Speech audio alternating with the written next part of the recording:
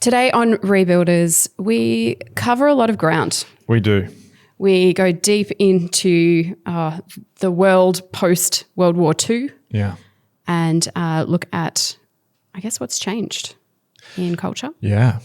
And the nature of individualism and how that has been changing.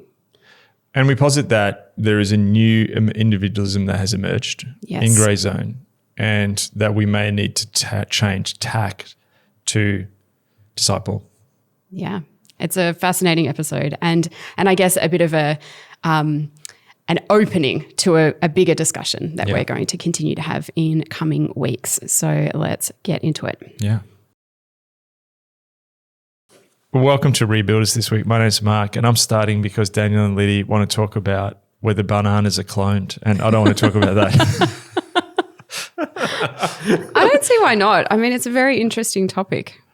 Well, it is, but we've got things to talk about today. But I did want to just Clone bananas. It can be yet another Rebuilders sub podcast. But I did want to thank. We've just had some coffee. Yes, we provided by some listeners who from Sandals Church in California, who not only, they didn't just send it, they turned up and visited us, and we had pastries. Yeah, it was really great to meet them all. So thank you, Sandals Church. Yes. You provide the beans, I extracted them. And I got the milk out of the fridge. So teamwork in the kingdom of God. I had a cup of tea. You did, yeah. Yep, like a good coffee hater. Coffee hater. And a shout out to all our United Kingdom listeners who have tea. Also fancy a cup of tea. What tea did you have? Assam bold. I'm all about the Assam bold. Assam bold. Yeah. Do you feel more bold now for this? For every podcast, I have my Assam bold. Wow. And that's where you get the pep. Oh, wow. We can say hello to our listeners in, is it Assam's a state in India? Is that correct? It's a part of India. Yeah, I think so. Yeah. Yes, northeastern India. Well, hello to those in the Inland Empire of California who provide these beans, and to our fine listeners in the state of Assam. Yeah. Just east of Bhutan. Yeah. Well, now that we have greeted our various listeners, let's get into it for today. A while ago, if you've been listening for a while, you will know that we started talking about what does it look like to disciple the contemporary self. Explored a little bit about neoliberalism and how that has impacted us in the church and has impacted the walk of discipleship. Today, we are returning to that. And you are, Mark, going to lead us in by talking about the fact that we need to understand the order that we are in. So tell us a little bit about what you mean by that. Yeah. So we live in orders. Very famously, George H. Bush proclaimed and gave much ammunition to conspiracy theorists when he proclaimed at the beginning of the 90s, as the Soviet Union fell, that we're in a new world order. He gave a famous speech. And I think he was right that there was a new order breaking in the world. And it's an order which I think has lasted about 30 years. And I did quote in our series previously a quote from Vaughan Roberts, I think it's James Vaughan Roberts, who wrote a book called Caring for the Neoliberal Soul. I could get fact check on that. And he basically talked about that 30 years ago, the kind of persons who were coming to him for counselling sessions changed. And I think it's really important to note that. So the kinds of people that we are have been changed by this 30-year order that has existed in the world. Yeah. What's an order? An order is when a dominant ideology, worldview, set of practices, plausibility structures take over a society or rise to prominence in society. Regular listeners will also know another concept that I've spoken about, the grey zone, which is when an order comes to an end, an old order is passing, a new order is emerging.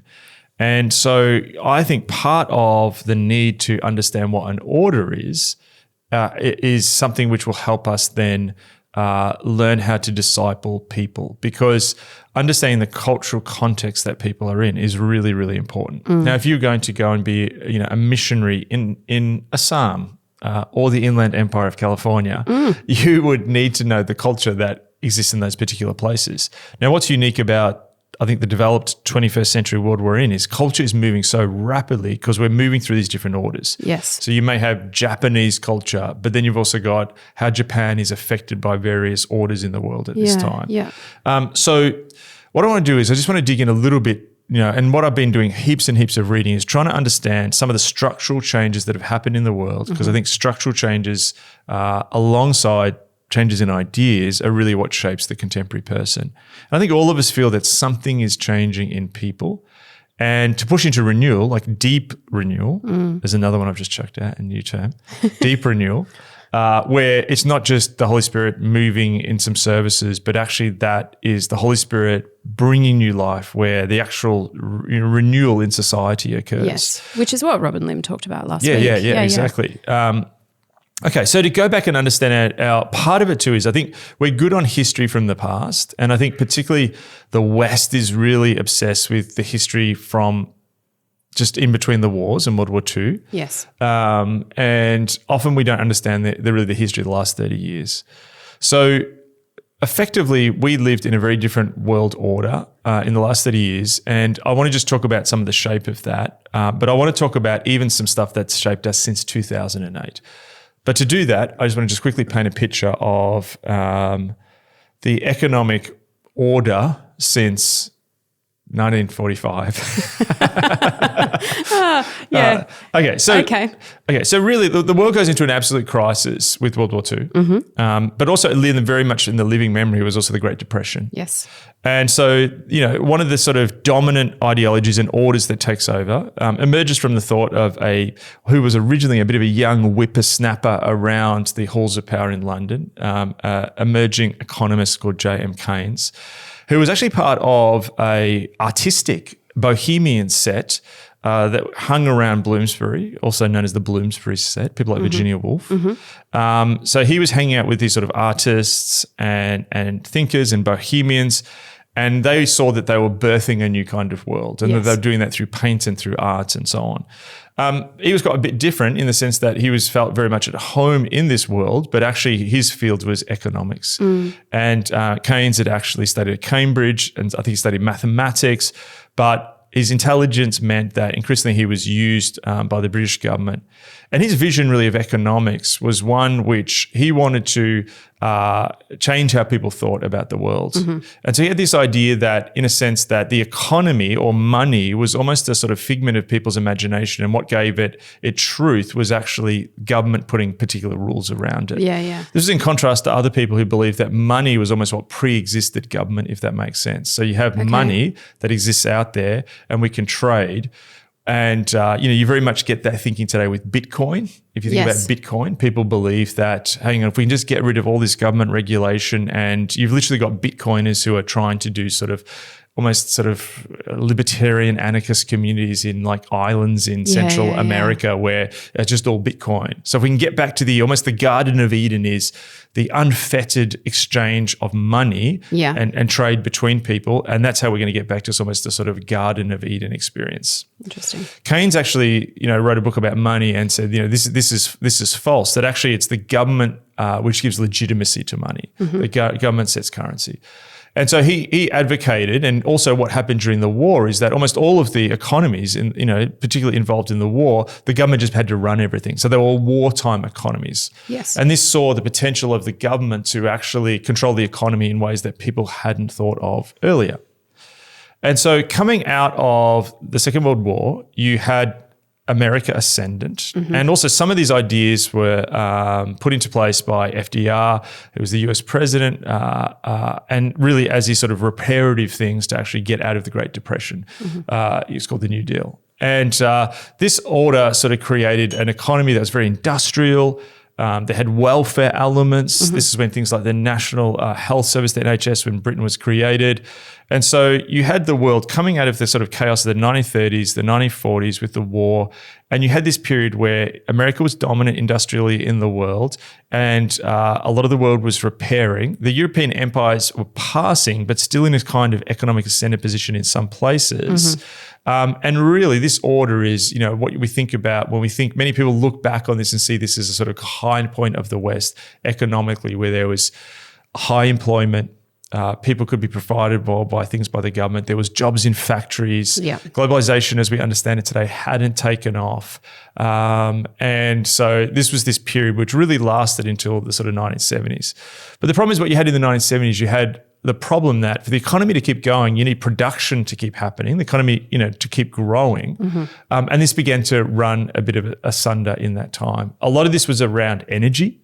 You had a thing called the oil crisis. And because of the West's sort of alliance to Israel, particularly around some of the wars that happened in the Middle East, like the 6 Day War, the OPEC nations, which were the oil-producing cartel, many of them Middle Eastern countries and Islamic countries who were upset about the West's support of Israel and supported the Arab nations against Israel, began to raise the price of oil. And this had a tremendous effect. A number of other things happened during this time. Women entered into the workforce in higher numbers. Jobs became more scarce, and also industry started to slow down. And you had the emergence of countries like Japan, making cars cheaper and so on, and everything began to change. And so you very much had this sort of change in the world. And so that order, which existed really from sort of 1945 to the early 1970s, ended. Yes. And a new order sort of began to be first imagined. And then a different kind of thinker, a guy called Friedrich Hayek, who'd actually lived during the 30s and had been a bit of a rival to Keynes. And he almost had that original vision that actually trade and the world as a global marketplace was really what needed to be preserved. He saw that the high point of the world was that period just before sort of First World War, when the world was trading. The French called it the Belle Epoque, the beautiful period, where Europeans seemed to exist in this very high level life, you know. And a lot of that they saw was because of the free trade that happened in the world. Yeah. Now, a counterpoint to that is also that was on top of a lot of colonialization, and Britain had, yes, it had that trade, but also it was because it had this trading bloc. There was an empire of countries where they were taking resources and so on. But really, he wanted to sort of bring that back. And he had the opposite thought to Keynes, which was basically we need to not have a strong government. We need to, that almost the market is this almost not mythical, but almost mystical thing that we just need to, it's so complex we can't understand what a global market would be, and we need to let it run free. And also that it's the world's smartest mechanism for processing information. So the market will actually set the price of things instead of the government setting the price of things. Right, okay. Now, also around this time, you started to see significant stagnation in the communist world, particularly the Soviet Union. The Soviet Union entered into its period of stagnation, had a lot of very old leaders, gerontocracy, people like Brezhnev. And you had people come in with a very different radical vision of the world. So 1979 is a really pivotal year. We got people like Margaret Thatcher, Ronald Reagan coming in, and they begin to really embrace these thoughts around people like Hayek. Hayek had this group of thinkers, the Mount Pelerin Society, and these thinkers came together and they began to create think tanks, and they had a much more libertarian view of the world that the government shouldn't be as involved as much. But interesting, this is when they started to have this vision of almost a global community. And this is when things like the World Trade Organization, things like the European Union, these ideas began to be birthed that, yes, we've got nations, but nations fight with each other and people get too tribal. So we need these globalized entities where people can trade. And if there's trade, there'll be freedom. Yes. If there's trade and free markets, there'll be free people. And so you very much hear this idea in Ronald Reagan. You begin to hear this idea in George H. Bush. And this is when the new era begins to get born. So it's groundwork's being laid during the 1980s. And part of this too was cutting back on the 70s were really marked in that grey zone bit. I think the 70s were a bit of a grey zone. Yeah. And tremendous industrial action. So lots of unions having strikes. Yes. Yeah. You see this in Britain, mines are closed. You see this in Australia, New Zealand, all over the world. Tremendous sort of trade unionism sort of took off, and strikes. And, there's a period where Britain, I think they went to a 4-day work week almost to sort of deal with this. But then this new period is born, and this new period very much is really around economics coming into every element of life. Yes. This is where neoliberalism really begins. And neoliberalism is a term which describes this economic era. And so neoliberalism, essentially is this a vision of the world which is based on global trade, the world being this place where people can move around, free trade, free movement of people, pulling back of regulation, particularly holding back banks and so on, and a number of the sort of banking regulations, such as like the Glass-Steagall Act and these things, which were put in place back in the Great Depression to stop banks doing what happened in the Great Depression, they are slowly pulled back. And so you begin to have this very different vision of the world where companies start to downsize. Who are the people who are not efficient? I remember at the time that here in our state of Victoria, basically the local government said in every area there's one high school we can get rid of because we just haven't got efficient teachers and schools, and they closed one down in every sort of school district. But that sort of went throughout the entire world. And this was a vision which interestingly captured both the left and the right. Gary Gersel says in his book, The Rise and Fall of the Neoliberal Order, that a political order has dominance when even its enemies begin to operate on its terms. So one really interesting thing is that you had conservative figures like Ronald Reagan and Margaret Thatcher bring in this economic vision. But then really what you also had was it was really slam dunk. They did the alley-oop, and the slam dunk was done by people like Bill Clinton. And Bill Clinton completely changed left politics to other people like Gerhard Schroeder and so on, changed left politics to socially liberal, but in a sense, this also economically liberal. And I mean that economically neoliberal. Sure. So all of a sudden, the Democratic Party in the US was embraced by Wall Street. Yeah. They pursued a more liberal version of life. So, you've got Bill Clinton talking about, he smoked dope in college, and, obviously got things like Monica Lewinsky, he's playing a saxophone and so on. So you've got the classic liberal version of life. Saxophones, so liberal. Saxophones and sunglasses, it's just, it's, and then in Britain you have someone like Tony Blair, again, who creates New Labour, very similar vision. He's got Oasis coming around to 10 Downing Street and so on.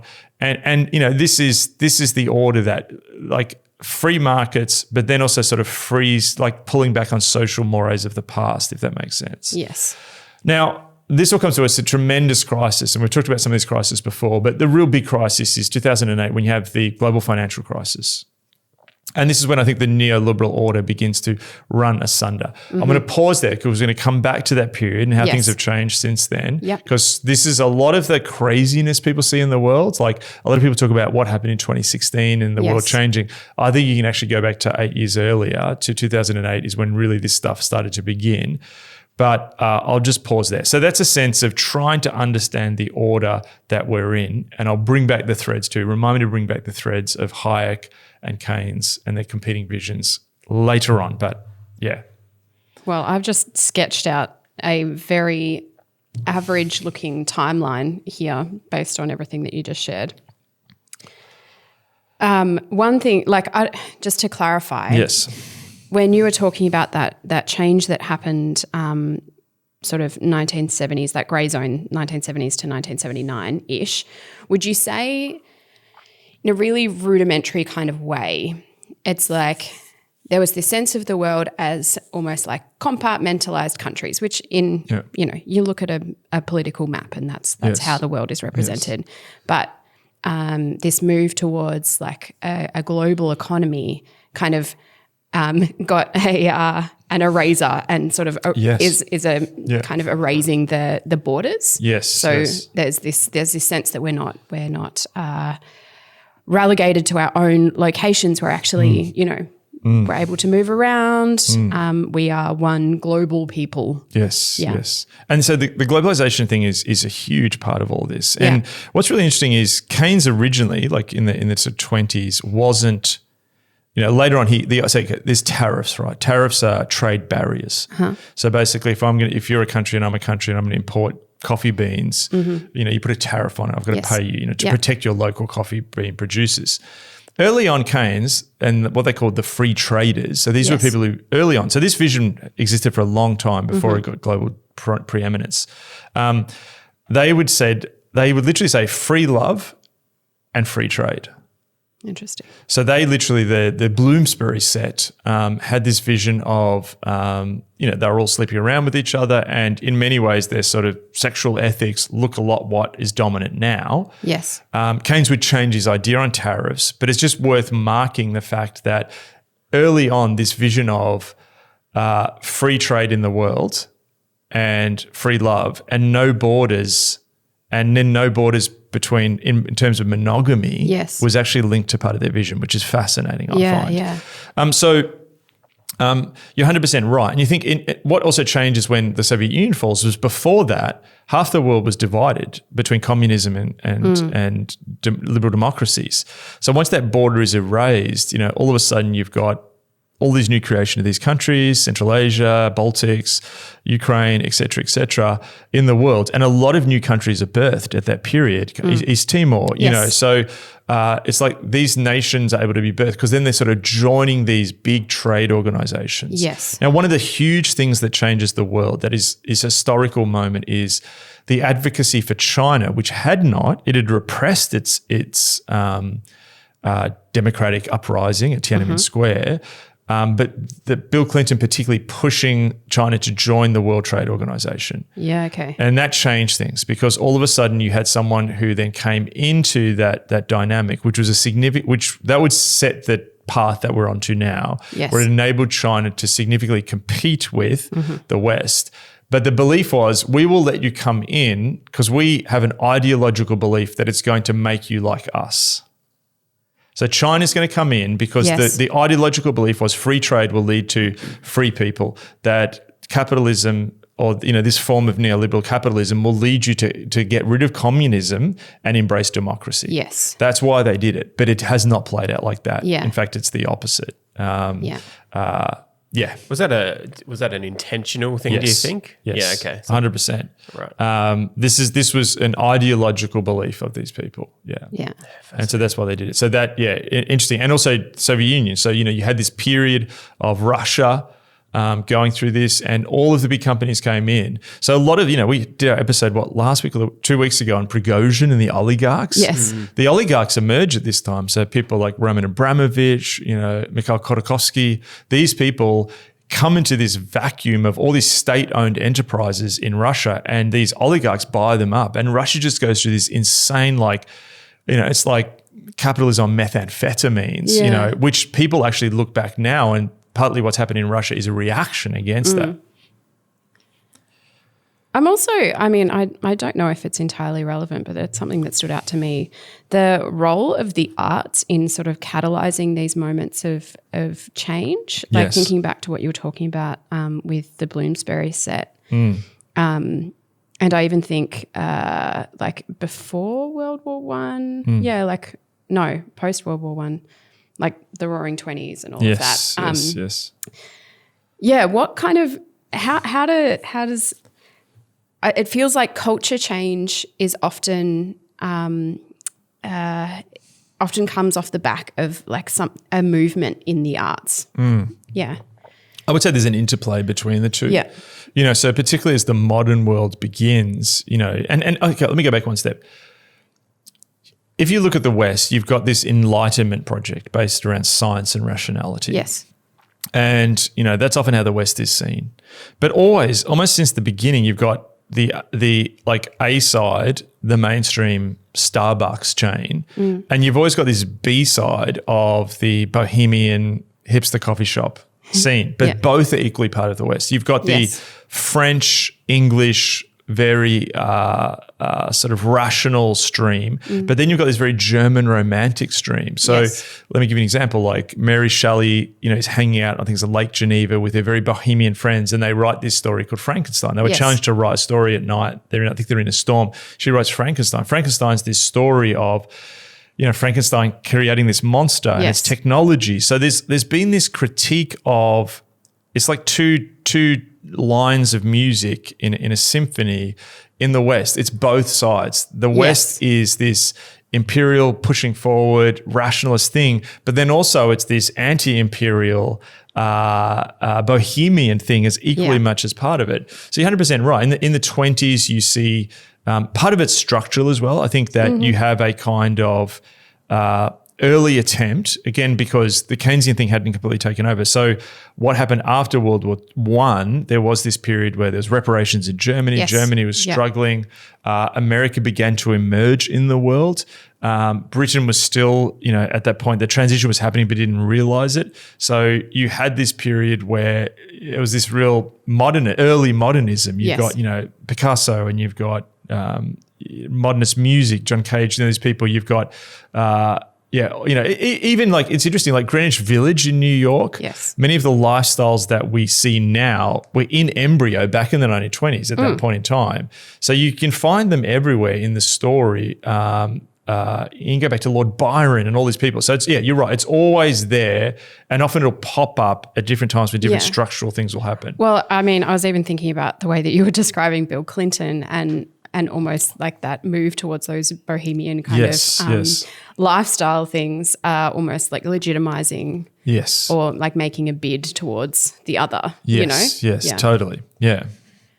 Yeah. Wow. Can I just mark that too? You I can. think for listeners too, those two streams are really important, not the two A and B of modernism, of Western thought, but economic liberalism and social liberalism. Yep. Just those two streams are very important in this story. Now, the church has talked a lot about social liberalism. Yeah. Rightly, that's fine. I've done other places, but often the other side of that, economic liberalism, is not spoken about, and the effect that it's had. So I'm trying to sort of rectify that here, because there's a closer relationship than people have recognised. Right. Well, shall we move on to the next point? Do you want to explore the notion? Yes. Of first individualism? Okay, so to where we're going to go and talk about the kind of individualism that emerges during this period of the last 30 years. Yes. I want to first talk about what's called the first individualism. So the first individualism is really, you can sort of go back to, say, the 18th century to see the emergence of contemporary individualism. What was happening then was you had a transition from a very rural-driven feudal society where it was agricultural. Yes. And people stayed in place. They may be in, say, in Britain, they lived in a parish in the countryside. They went to the local parish church, maybe worked for a lord of a manor or whatever. And all of a sudden you have this gigantic first beginning change of an economic change that happens in society. In Italy, in the medieval period, you had this creation of these things called the banca, which meant benches in Italian, which is where we get the word bank from. And you see the emergence of a financial system, which then goes into Northern Europe, into Holland and these places, into Britain, and the modern world begins. And all of a sudden what this does is it creates social movement. So someone can all of a sudden not just be part of the landed gentry or aristocracy, someone can make money themselves, and this begins to change the social order. So the order begins to change as people move from the countryside into the cities. Yeah. This gives people more freedom. Women still didn't have the vote and still faced a lot of, restriction, but they had more freedom than they had 100 years earlier. So this is where you see the growth of these cities, Amsterdam, London, and you see that there is this social movement and mobility and even freedom of thought that people begin to have. So this is the first individualism. How do you deal with a situation when the church had primarily been locked into a system of feudalism and it had parishes and there were parish records where someone would be born and they would die in that area? Yes. And there were people on the edge of that, sailors and stuff who moved around, soldiers, mercenaries, whatever. But it was very set in place. Yes. Then you had the emergence of this new individualism. Now, some of the stuff we've talked about here, particularly what you see is some of the first great awakenings like Wesley and so on, where they create these discipleship structures like societies and classes midweek, and the emergence of a lot of the free churches, which emerged from the Protestant Reformation. But some of the genius of that moment is there's a move of the Holy Spirit, but there's also an equal move coming behind where genius, I think it was Wesley's genius, then created, people like the Moravians created spaces where people could pursue their faith and also as part of this new autonomy and freedom they have as individuals. Yeah, okay. So Wesley would have midweek these society meetings in London where different people from different places could gather. Now, also there was a form of globalization at that time, right? So what you see in London and places like that is this massive emergence of a new social structure where we went from this great chain of being, which is how the medieval world described itself, from God down to the king, all the way down to the lowest peasant. It was this great hierarchical chain. All of a sudden that starts to get messed up as the economy changes, and Carl Polanyi wrote a book called The Great Transformation about, this story. And all of a sudden there's new movement, and how do people, and secularism comes at that moment. So with great structural changes also often comes secularism, enlightenment, rationalism, et cetera, et cetera. Yes. So what the church does at that time is creates a lot of these intermediate institutions that are in between the individual and then the big entities like government or empire. Okay. That could be unions. Coffee houses in Britain were huge. Societies. There wasn't just the societies that Wesley created. There was the Royal Society that looked at science in London. So all these intermediate groups, friendly societies in that space. Now, what's interesting is most of our church structures are still responding to that first secularism, as that first individualism. Yeah. So small groups. Yeah. The idea that people are going to come to your local church. All of these ideas, missionary societies, all of this emerges from a particular social arrangement that happens in response to the first individualism. So that's the first individualism, just to get that out, because we need to understand that first. But my big point on that is most of our church structures are responding to an environment that emerged in the 18th century. Yeah. And so things have changed since then. So if there is a first individualism, I'm going to ask you whether there is indeed a second individualism. There is a second individualism as articulated by people like the German sociologist Ulrich Beck. The Canadian sociologist or philosopher Charles Taylor writes about this in his book on multiculturalism, and I think also Zygmunt Bauman writes a book on this. I think it's called The Individualized Society, that there is a second kind of individualism that begins to emerge. And I think this is the kind of I think it started earlier, but I think it really comes to the fore in this 30-year period. Yeah. So I think what Vaughan Rogers, I think I called him Vaughan Roberts before. Vaughan Rogers is, I've got to get his name. Bruce. What's his full name? Yeah, I think it's Vaughan Rogers.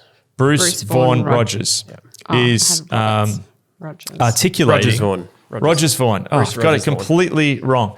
Bruce Rogers Vaughan. My mother's maiden name is Vaughan. I should know this.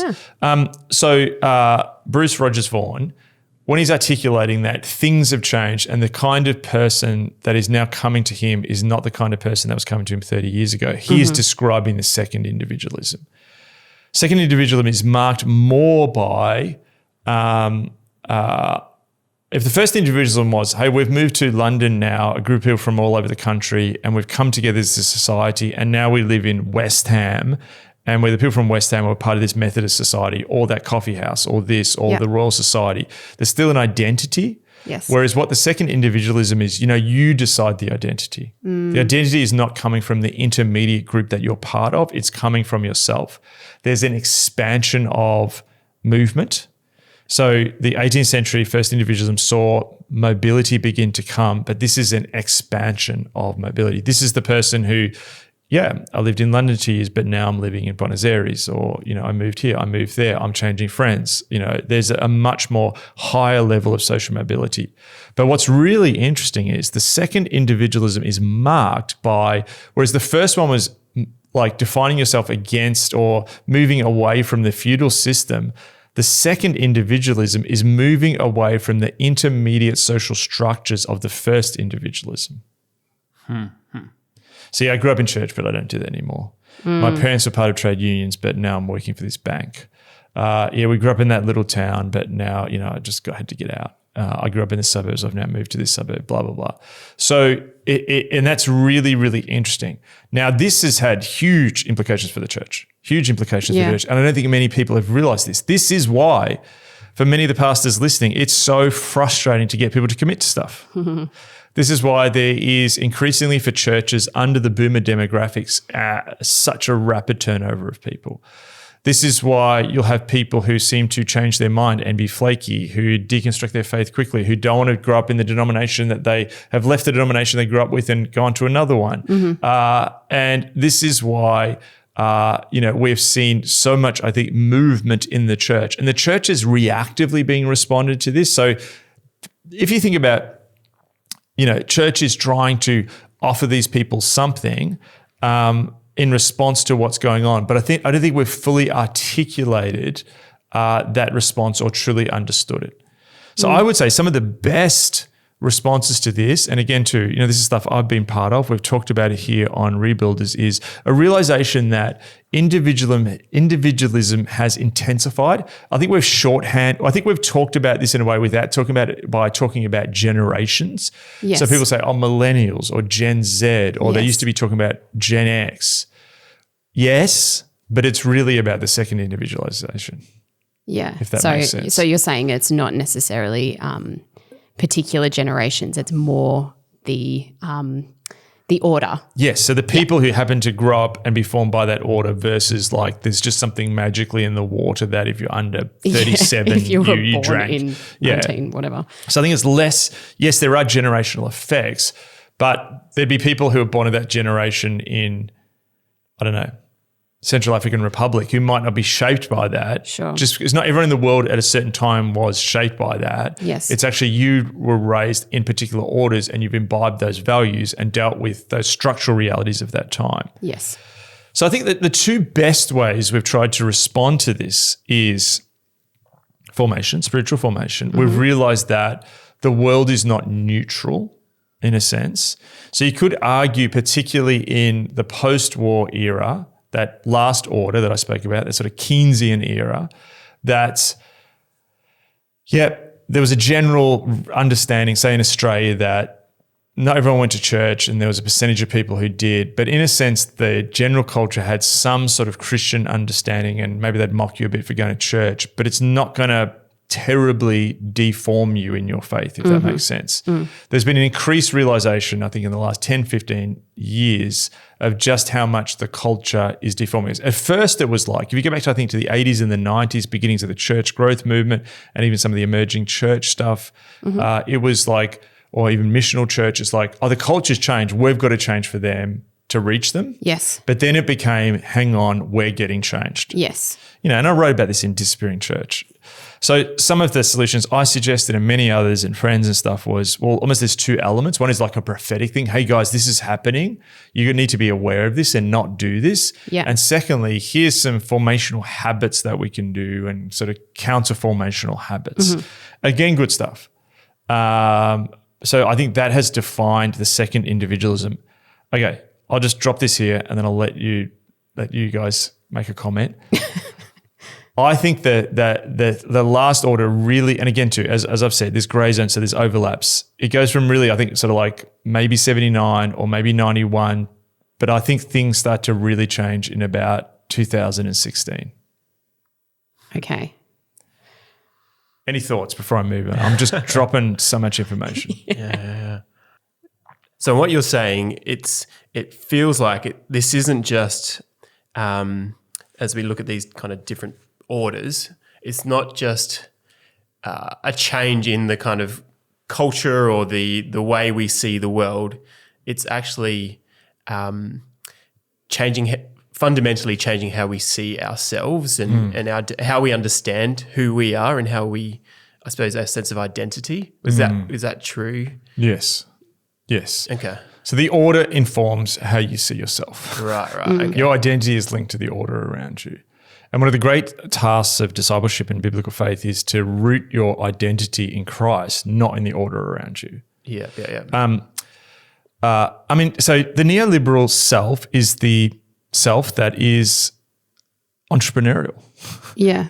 It is, you don't need an intermediate institution to tell you who you are. You can discover yourself. And it's self-creative, it's self-expressive, it's you do you. It's all this stuff. It's the truth is within you. These are all the values. So the vision of the world in the neoliberal order is that, in a sense, there's countries and all this sort of stuff, but here's this global world and you can just move around it. The world's your playground. And whether you succeed or fail, that's up to you. And this, we'll go here a little bit next, but I'll just prequel this. So if you fail in an intermediate time, if you're in a trade union in 1968 and the company shuts down your mine or whatever, it's you, your community that's part of it. You know, Paul Mason in his book Post-Capitalism talks about, you know, he grew up in the north of England and he talked about, you know, there was this community solidarity that they felt. That there's a sense there were like the Methodist churches and there was the pubs and there was the unions and there was the schools. And there's a sense of like, yeah, we're working class and it's hard and it's tough, but we're connected. You know, we don't have the money, but we're connected to each other. He then talks about returning to the town he grew up in and it's like vape shops or something and, you know, the churches are tiny and the shop, you know, the union's a shadow of itself and that sense is broken down. That changes how you see yourself. You know, and that has happened in our time.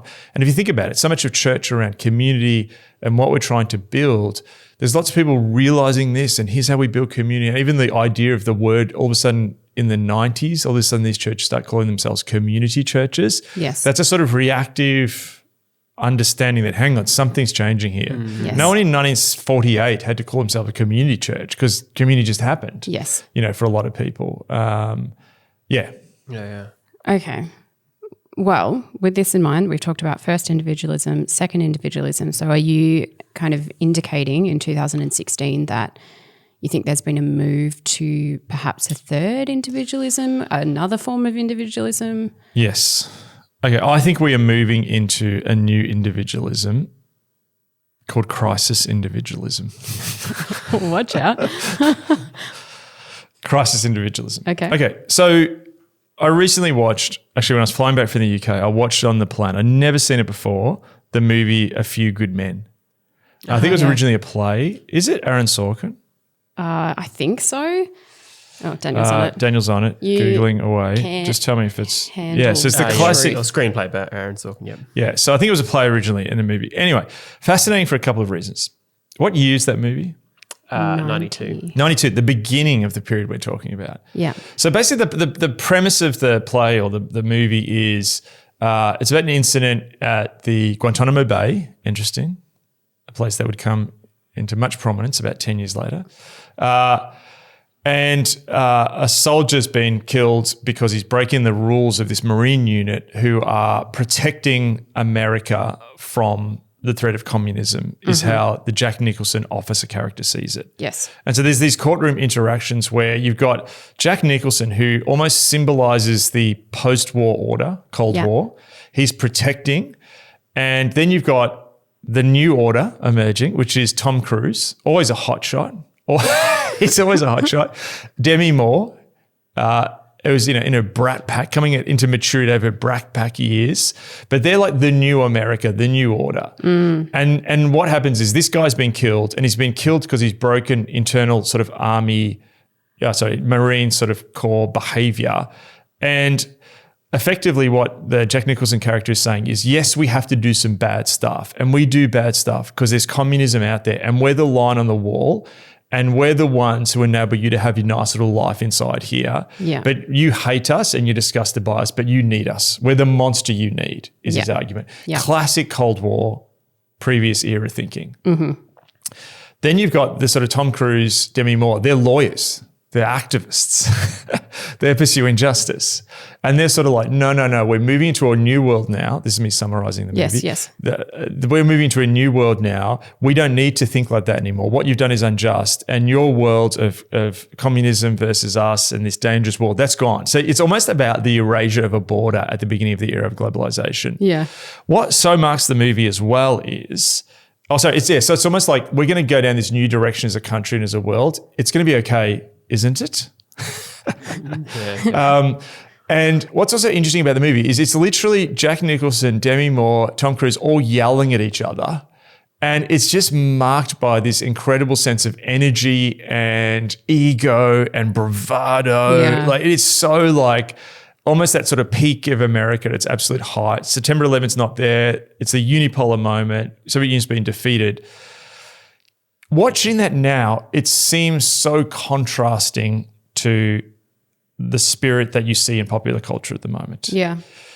The West Wing, I think, is also Aaron Sorkin, isn't it? Yep. That is also, if you watch that now, it almost seems so anachronistic of these super idealistic, ego-filled up-and-comers, right? If you look now, we've moved from this sort of 90s period, and that's a slice of Americana, but just think of, Cool Britannia and, I mentioned Tony Blair and Spice Girls, and it was almost this very sort of like, we're chasing money, consumerism, ego, this very sort of almost assertive sexuality in the world. And it was super confident. Yes. If you look at things now, the mood has shifted significantly. You'll hear the word anxiety more, fragility more. You'll hear about the things that can harm us. This sense of confidence, particularly I think in the Anglosphere, has evaporated. You see it in Europe as well.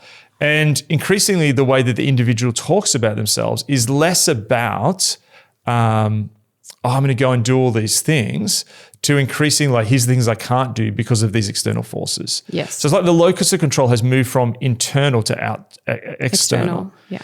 So 2008, why is this happening? So in 2008, neoliberalism it moves into what I would say is a crisis neoliberalism.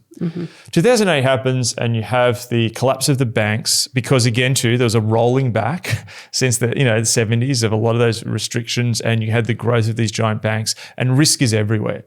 That 90s period, profoundly done by risk, extreme sports.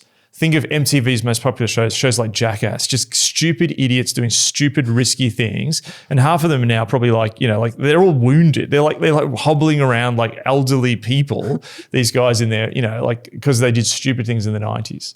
So it's a very risk aggressive, Silicon Valley startups, risk it all. So that went into the financial system.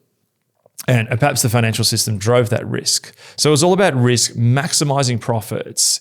And it almost hit its sort of apogee at this moment. And then you had this great banking crisis. And we came really close to sort of economic Armageddon. But one of the things that they did is they began to stimulate the economy. That happened here in Australia, where they started to stimulate the economy and they went into managing things to keep it the same. There's been crises before. The 1920s was a crisis. The 1930s was a crisis, 29, with the Great Depression. The Spanish flu was a crisis. The wars were a crisis. And governments managed them. But there was almost this language of, we're going to this crisis. We need this blitz spirit to fight this. Yes. It's going to be hard, but everyone pull up the bootstraps and help your neighbor. It's almost went to, no, everything's going to be okay. We're going to keep things exactly the same by doing extreme things. Yes. The extreme things they did was basically quantitative ease, which was this extreme form of modern monetary theory, which actually had come from Japan, because the Bank of Japan had been doing that as they began to hit stagnation. Again, Japan went ahead, and then the rest of the world started to do this. So it's this way of like, things are starting to unravel, but we, the elites, are going to justify our continued leading through making everything seem the same. Yes. And maintaining that like environment of comfort, and like we've talked about this before, yes. right? Comfort. We will appease you. It's okay. And you could also see at the same time, this is also happening, and it happened a bit earlier, but you also have this sort of rise of the surveillance state and the security state after 9/11. So like, we're going to keep everything fine. We're going to stop any terrorist attacks happening, but we're going to do that by spying on you from your phones, and and we're going to have like security everywhere, and the airport now is like a complete hassle. So everything's fine, but it's not. So it's this weird dynamic of crises. Even COVID, again, to a similar thing. Like, we're going to go on a massive lockdown. Everything's going to be fine. We're going to give you stimulus checks to pay. Please go out and go to cafes, but you can only go from at this certain time. You're going to have like this app. Fascinating sort of coming together of two things. Think about even some of the human resources things now, like trigger warnings in colleges we're reading out these statements at the beginning of things, like inclusivity statements and so on. In a sense, it's like going after things of justice, but it's doing it in this very managerial, bureaucratic way. It's really, really interesting. So what begins to emerge in this crisis neoliberalism is a bizarre coming together of Hayek and Keynes. Hayek, like high finance, trade, everyone's trading, vision of globalization, but then Keynes, the government sort of controlling. So in a sense now you've got the government. So one thing that happens in 2008 is the government in the US Fed, begins to do some of its quantitative easing, and a lot of those funds are given to firms like JP Morgan. This is when Blackstone and BlackRock and these big equity firms grow, because they got to manage some of these sort of distressed assets. So you see this giant big blob at the top of government and corporations beginning to get bigger and bigger. Just one example is Live Nation here. There's this big thing at the moment about tickets, and I think it was in the States before. It's going to be in the UK next. Taylor Swift coming out, this furore around who's going to get tickets and so on. It's not about Taylor Swift. This is about Live Nation, who has taken over and become monopolistic, partially owned by the Saudi sovereign wealth fund. So just think about that. You're screaming teenagers trying to get, paying $500 or something for a Taylor Swift ticket is sponsoring the Saudi regime. Okay, I'll just drop that there. So you have these giant entities, like Live Nation has just bought up all the festivals around the world, all the Australian ones, the European ones, the American ones. So you've got the rise of this giant entity. And I think the classic conservative thing has always been, we're afraid of big government. The sort of the sort of left thing is afraid of government interference in particular things and control over things and security state and military industrial complex. You got another thing too that people are afraid of, or the conservatives, particularly in the last few years, are afraid of or concerned about the ways that woke companies and their sort of social agenda. So we've arrived in this situation which is everyone's nightmare. Yep. It's big government, big corporations, it's moral decay, it's financial corruption decay all at the same time. And I think what this is doing is this is filtering down into the individual. So you're seeing this sort of protest, the sort of protest votes of Brexit and Trump. You're seeing then COVID comes along, and we're in this really weird space where I think what is happening is there's this lack of asymmetry. Peter Berger talked about that the plausibility structures of a society what the society's saying has to align with your lived reality. And increasingly what you're saying is the freedom, entrepreneurial self message of our neoliberal regime as we've known it for the last 30 years is increasingly at odds with the reality of what's going on. You're seeing this at the moment. It's interesting in Australia. We're in our winter here, and you're seeing articles starting to appear about a lot of Australians are still doing well and they've benefited from the last 30 years, and they can afford to go on a European holiday with the fact that the prices cost twice as much. Yeah. But in the same street, you've now got people who are going through a cost of living crisis. You've got friendship circles where 10 years ago this didn't matter, but you're hearing like, we're going to go out to dinner. Actually, we can't afford that. Yeah. So this is going to grow. But I think what it's doing is creating a kind of crisis individualism, which is very different from the expressive, aspirational, ego-driven, I want to say that, second individualism. And I don't think a lot of people have clocked onto this. That's a lot of thoughts. I'll let you guys reflect on crisis individualism for a second. Okay, well, can we just distill it down a little bit? Yeah. What are the three kind of markers, would you say, of crisis individualism? Yes. Number one, the ubiquity of mental health talk. That mental health has gone from seeing as something which a small group of people have to something that is ubiquitous and almost felt by everyone. So people increasingly talk about mental health in terms of, even in workplaces, I'm hearing this, like that you had a bad experience that maybe didn't meet your expectations. That is a mental health challenge because it's affecting your mental health. You're hearing sports people talk about, I wasn't on the team that affected my mental health. Now, there is a classic definition of mental health. Yes. But you're seeing that expand to this whole thing. Now, on the other side of that is there's a belief that we can, through government and others, can manage our mental health. A second thing is the outsourcing of the self. So interestingly, outsourcing was a big part of neoliberalism, outsourcing manufacturing to China or manufacturing to Mexico or whatever.